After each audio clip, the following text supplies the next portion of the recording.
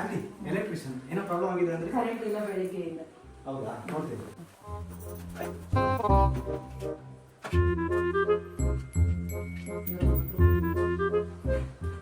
Aunty, ಇದು cable ಎಲ್ಲ ಹೋಗಿದೆ, ಒಂದು 500 ರುಪೀಸ್ ಆಗುತ್ತೆ.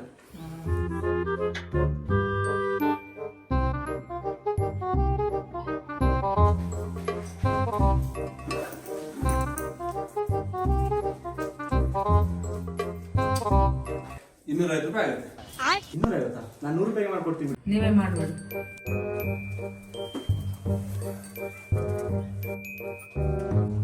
ಆಂಟಿ, ಆಗಿದೆ, ದುಡ್ಡು ಕೊಟ್ಬಿಡಿ.